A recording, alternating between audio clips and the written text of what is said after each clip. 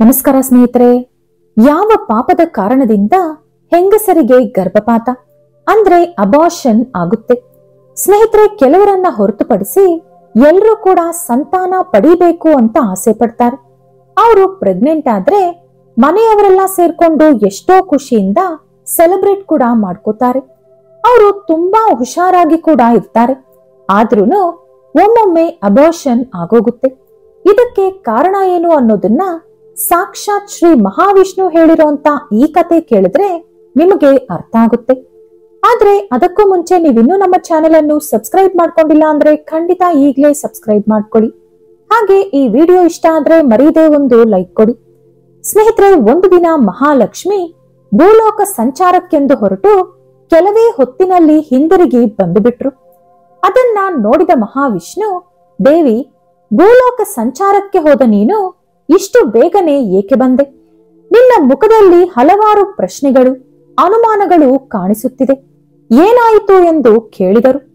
ಅದಕ್ಕೆ ಲಕ್ಷ್ಮೀದೇವಿ, ಸ್ವಾಮಿ, ನಾನು ಭೂಲೋಕದಲ್ಲಿ ಕೆಲವು ಸಂಘಟನೆಗಳನ್ನು ನೋಡಿದೆ. ಕೆಲವು ಮಹಿಳೆಯರು ಗರ್ಭ ಪಡೆಯುತ್ತಿದ್ದಾರೆ. ಆದರೆ 3-4 ತಿಂಗಳ ಒಳಗೆ ಗರ್ಭಪಾತ ಕೂಡ ನಡೆಯುತ್ತಿದೆ. ಇದಕ್ಕೆ ಕಾರಣ ಏನು? ಇನ್ನು ಕೆಲವರಿಗೆ ಮೊದಲ ಮಗು ಸತ್ತರೆ ಅದೇ ರೂಪದಲ್ಲಿ ಎರಡನೇ ಮಗು ಹುಟ್ಟುತ್ತಿದೆ. ಅದನ್ನು ನೋಡಿದ ಮೇಲೆ ನನ್ನ ಮನಸ್ಸಿನಲ್ಲಿ 2 ಪ್ರಶ್ನೆಗಳು ಮೂಡಿವೆ. ಅದಕ್ಕೆ ನಿಮ್ಮ ಬಳಿ ಉತ್ತರ ಸಿಗುತ್ತದೆ ಅಂದುಕೊಂಡು ಇಲ್ಲಿಗೆ ಬಂದೆ ಅಂದರು ಮಹಾಲಕ್ಷ್ಮಿ. ದೇವಿ ನಿಶ್ಚಿಂತೆಯಿಂದ, ನಿನ್ನ ಮನಸ್ಸಿನಲ್ಲಿರುವ ಪ್ರಶ್ನೆಗಳು ಏನೆಂದು ಕೇಳು ಅಂದರು ಮಹಾವಿಷ್ಣು. ಆಗ ಮಹಾಲಕ್ಷ್ಮಿ, ಪ್ರಭು, ನನ್ನ ಮೊದಲನೇ ಪ್ರಶ್ನೆ ಏನೆಂದರೆ, ಯಾವ ಪಾಪದ ಕಾರಣದಿಂದ ಹೆಂಗಸರಿಗೆ ಗರ್ಭಪಾತ ನಡೆಯುತ್ತದೆ? ನನ್ನ ಎರಡನೇ ಪ್ರಶ್ನೆ, ಯಾವ ಹೆಂಗಸರಿಗೆ ಸಂತಾನ ಭಾಗ್ಯ ಇರುವುದಿಲ್ಲ ಎಂದು ಕೇಳಿದರು. ಆಗ ಮಹಾವಿಷ್ಣು, ದೇವಿ, ಈ ದಿನ ನೀನು ಕೇಳಿದಂತ ಈ 2 ಪ್ರಶ್ನೆಗಳು ಭೂಲೋಕದಲ್ಲಿರುವ ಪ್ರತಿ ಮನುಷ್ಯರು ತಿಳಿದುಕೊಳ್ಳುವುದು ತುಂಬಾ ಮುಖ್ಯ. ನಿನ್ನ ಈ ಪ್ರಶ್ನೆಗಳಿಂದ ಸಮಸ್ತ ಲೋಕ ಕಲ್ಯಾಣ ನಡೆಯುತ್ತದೆ. ನಿನ್ನ ಪ್ರಶ್ನೆಗಳಿಗೆ ಒಂದು ಕಥೆ ರೂಪದಲ್ಲಿ ನಾನು ಉತ್ತರಿಸುತ್ತೇನೆ. ಇದನ್ನು ಪ್ರತಿ ಸ್ತ್ರೀ ಹಾಗೂ ಪುರುಷ ಕೇಳಬೇಕು. ಇದರಿಂದ ಅವರಿಗೂ ಕೂಡ ಕಾರಣ ತಿಳಿಯುತ್ತದೆ. ಹಾಗೆ ಪುತ್ರ ಪ್ರಾಪ್ತಿಗಾಗಿ ಏನು ಮಾಡಬೇಕು ಎಂಬುದು ಕೂಡ ತಿಳಿದುಕೊಳ್ಳುತ್ತಾರೆ. ಪೂರ್ವದಲ್ಲಿ ಒಂದು ನಗರದಲ್ಲಿ ಒಬ್ಬ ಶ್ರೀಮಂತನಿದ್ದ. ಅವನ ಮನೆಯಲ್ಲಿ ಯಾವುದಕ್ಕೂ ಕೊರತೆ ಇರಲಿಲ್ಲ.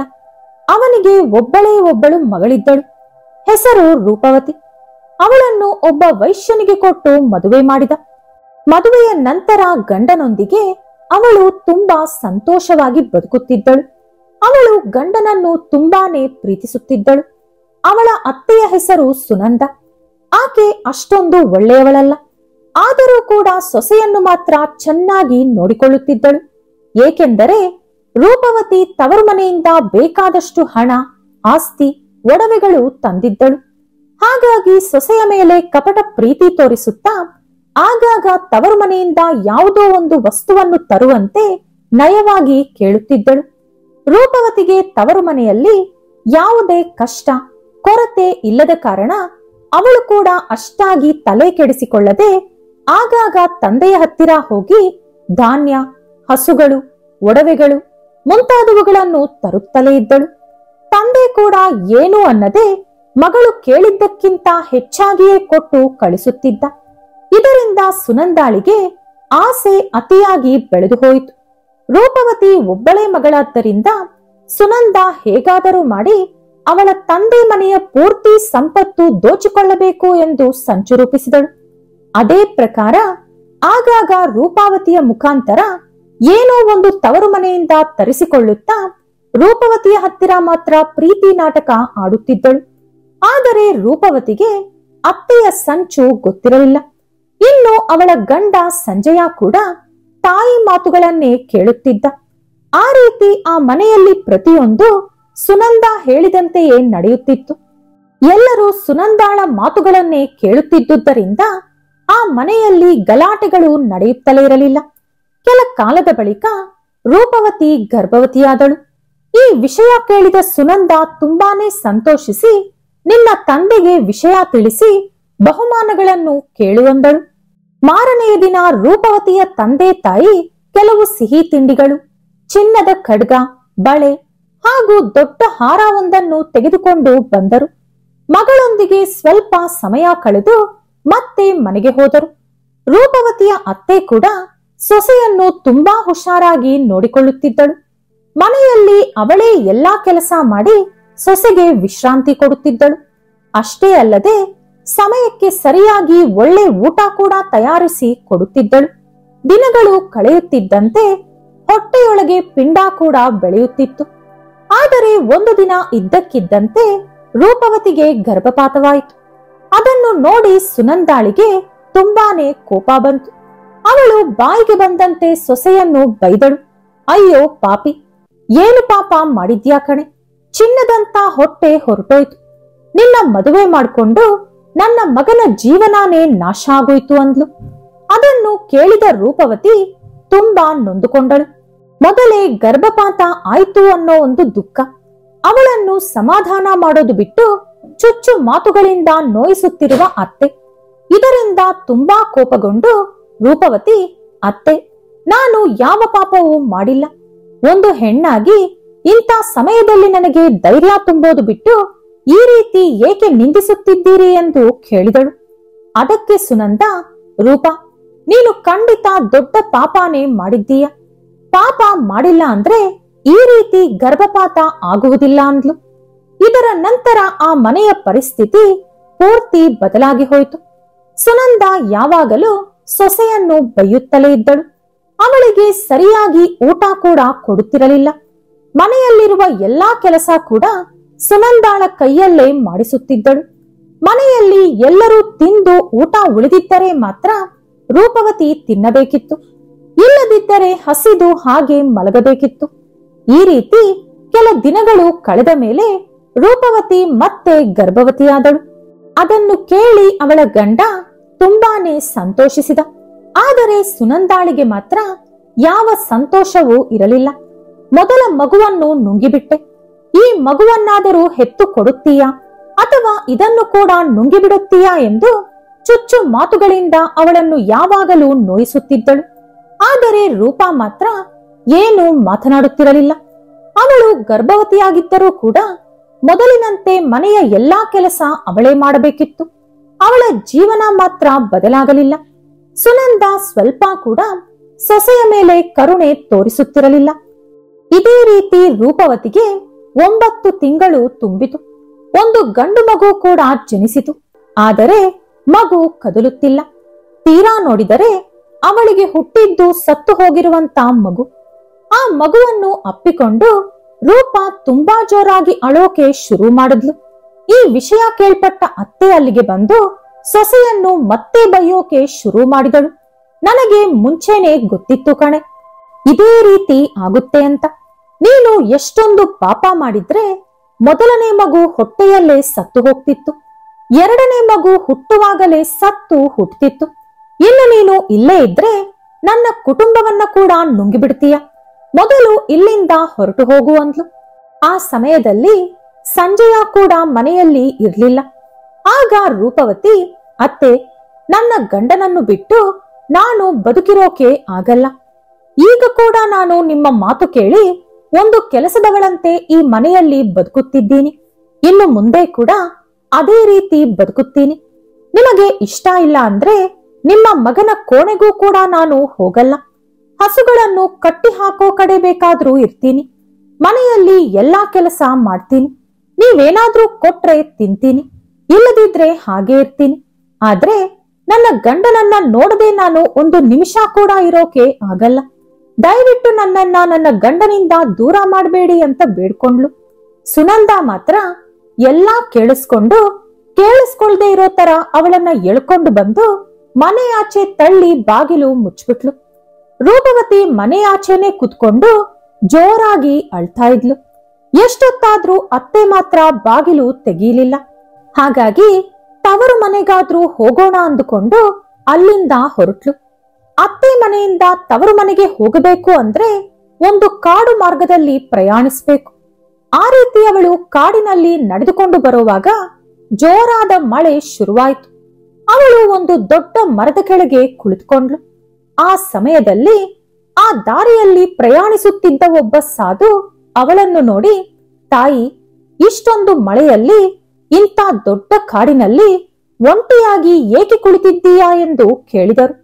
ರೂಪವತಿ ನಡೆದ ಎಲ್ಲಾ ವಿಷಯವನ್ನು ಆ ಸಾಧುವಿಗೆ ಹೇಳಿದಳು. ಆಗ ಆ ಸಾಧು, ತಾಯಿ ಚಿಂತಿಸಬೇಡ, ನಿನಗೆ ಸಂತಾನ ಕಲಗುವ ಮಾರ್ಗ ನಾನು ತಿಳಿಸುತ್ತೇನೆ. ಪುತ್ರ ಪ್ರಾಪ್ತಿ ಬೇಕು ಅಂದರೆ ಕೆಲವು ನಿಯಮಗಳನ್ನು ಅನುಸರಿಸಬೇಕು. ಯಾವ ಹೆಣ್ಣೇ ಆಗಲಿ ಋತುಸ್ರಾವದ ಸಮಯದಲ್ಲಿ ಪುರುಷನೊಂದಿಗೆ ಶಾರೀರಿಕ ಸಂಬಂಧ ಇಟ್ಟುಕೊಳ್ಳಬಾರದು. ಅದು ಅವಳ ಗಂಡನಾದರೂ ಸರಿ. ಆ ರೀತಿ ಇದ್ದಾಗ ಗರ್ಭಪಾತ ಆಗುವ ಸಾಧ್ಯತೆಗಳು ಹೆಚ್ಚಾಗುತ್ತವೆ. ಗರ್ಭಿಣಿ ಹೆಣ್ಣು ಪೂಜೆಗಳು, ಅರ್ಚನೆಗಳು, ಹೋಮಗಳು ಮುಂತಾದ ದೇವರ ಕಾರ್ಯಗಳಲ್ಲಿ ಅವಳನ್ನವಳು ಹೆಚ್ಚಾಗಿ ತೊಡಗಿಸಿಕೊಳ್ಳಬೇಕು. ಯಾವಾಗಲೂ ಸಂತೋಷವಾಗಿ ಇರಬೇಕು. ಅಳುತ್ತಾ ನಿರಾಸೆಯಿಂದ ಇರಬಾರದು. ಇದರಿಂದ ಹೊಟ್ಟೆಯೊಳಗೆ ಬೆಳೆಯುತ್ತಿರುವ ಮಗುವಿನ ಮೇಲೆ ಕೆಟ್ಟ ಪ್ರಭಾವ ಬೀರುತ್ತದೆ. ಸಾಧ್ಯವಾಗುವವರೆಗೂ ಅವರ ಮನೆಯನ್ನು ಬಿಟ್ಟು ಬೇರೆ ಯಾರ ಮನೆಯೊಳಗೂ ಊಟ ಮಾಡಬಾರದು. ಹೆಚ್ಚಾಗಿ ವಿಶ್ರಾಂತಿ ಪಡೆಯುತ್ತಾ ಒಳ್ಳೆ ಸಾತ್ವಿಕ ಆಹಾರ ತಿನ್ನುವುದರಿಂದ ಹೊಟ್ಟೆಯೊಳಗೆ ಮಗು ದೃಢವಾಗಿ ಆರೋಗ್ಯವಾಗಿ ಬೆಳೆಯುತ್ತದೆ. ಇಂಥ ನಿಯಮಗಳನ್ನು ಅನುಸರಿಸುವ ಹೆಣ್ಣು ಉತ್ತಮ ಮಗುವಿಗೆ ಜನ್ಮ ಕೊಡುತ್ತಾಳೆ. ಈ ನಿಯಮಗಳು ಅನುಸರಿಸದೇ ಹೋದರೆ ಗರ್ಭಪಾತ ಆಗುವ ಸಾಧ್ಯತೆಗಳು ಹೆಚ್ಚಾಗಿರುತ್ತದೆ. ಇನ್ನು ಸಂತಾನ ಕಲಗಬೇಕು ಅಂದರೆ ಋತುಸ್ರಾವ ಮುಗಿದ 4ನೇ ದಿನದಂದು ಶಾರೀರಿಕ ಸಂಬಂಧ ಇಟ್ಟುಕೊಳ್ಳಬಾರದು. ಇದರಿಂದ ದುಷ್ಟಬುದ್ಧಿಯ ಮಗ ಜನಿಸುತ್ತಾನೆ. 5ನೇ ದಿನ ಒಂದಾದರೆ ಹೆಣ್ಣು ಮಗು ಜನಿಸುತ್ತಾಳೆ. 6ನೇ ದಿನ ಗಂಡು ಮಗು ಜನಿಸುತ್ತಾನೆ. 7ನೇ ದಿನ ಮೃದು ಮನಸ್ಸಿನ ಮಗಳು ಜನಿಸುತ್ತಾಳೆ. 8ನೇ ದಿನ ಬಲಶಾಲಿ ಮಗ ಜನಿಸುತ್ತಾನೆ. 9ನೇ ದಿನ ಅತಿ ಸುಂದರವಾದ ಹೆಣ್ಣು ಮಗಳು ಜನಿಸುತ್ತಾಳೆ. 10ನೇ ದಿನ ವಿದ್ಯಾವಂತನಾದ ಪುತ್ರ ಜನಿಸುತ್ತಾನೆ.